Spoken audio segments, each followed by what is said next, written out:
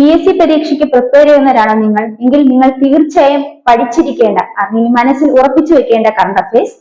ഒന്നാമതായി, ഇന്ത്യയിലെ മുഖ്യ തെരഞ്ഞെടുപ്പ് കമ്മീഷണർ രാജീവ് കുമാർ. ഇന്ത്യയുടെ മുഖ്യ തെരഞ്ഞെടുപ്പ് കമ്മീഷണറാണ് രാജീവ് കുമാർ ആണ്. ഇസഡ് കാറ്റഗറിയിൽ സുരക്ഷയുടെ കീഴിൽ വരുന്ന മുഖ്യ തെരഞ്ഞെടുപ്പ് കമ്മീഷണർ ആരാണെന്ന് ചോദിച്ചാലും അത് രാജീവ് കുമാർ എന്ന് ഓർത്തു വയ്ക്കും. അടുത്തത്, കേന്ദ്ര ഇലക്ഷൻ കമ്മീഷൻ നാഷണൽ PWD ഐക്കണായി തിരഞ്ഞെടുത്ത പാരാ അമ്പെയ്ത്ത് താരം ആരാണെന്നാണ് ചോദ്യം.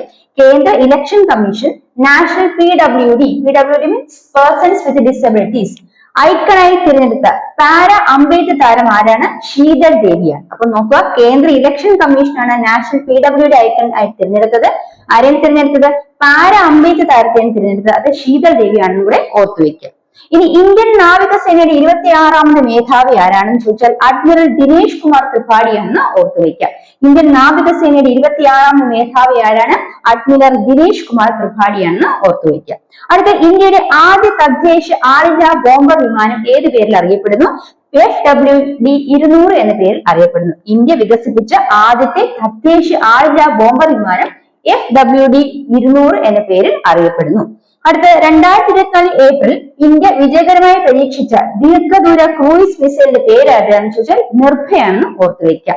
അപ്പൊ 2024 ഏപ്രിൽ ഇന്ത്യ വിജയകരമായി പരീക്ഷിച്ച ദീർഘദൂര ക്രൂയിസ് മിസൈൽ ഏത് പേരിൽ അറിയപ്പെടുന്നു? നിർഭയ് എന്ന പേരിൽ അറിയപ്പെടുന്നു. അപ്പൊ നമുക്ക് കറണ്ട് അഫയേഴ്സ് ഒന്നുകൂടെ നോക്കാം.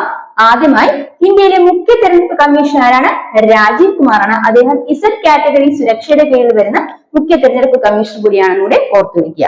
അടുത്തത്, കേന്ദ്ര ഇലക്ഷൻ കമ്മീഷൻ നാഷണൽ PWD ഐക്കണായി തിരഞ്ഞെടുത്ത പാരാ അമ്പെയ്ത്ത് താരമാരാണ്? ശീതൾ ദേവിയാണ്.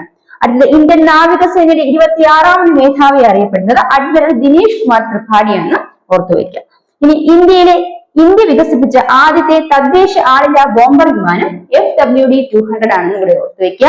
അടുത്ത, ഇന്ത്യയിൽ 2024 ഏപ്രിൽ വിജയകരമായി ഇന്ത്യ പരീക്ഷിച്ച ദീർഘദൂര ക്രൂയിസ് മിസൈൽ അറിയപ്പെടുന്ന പേര് നിർഭയാണെന്ന് കൂടെ ഓർത്തുവെക്കുക.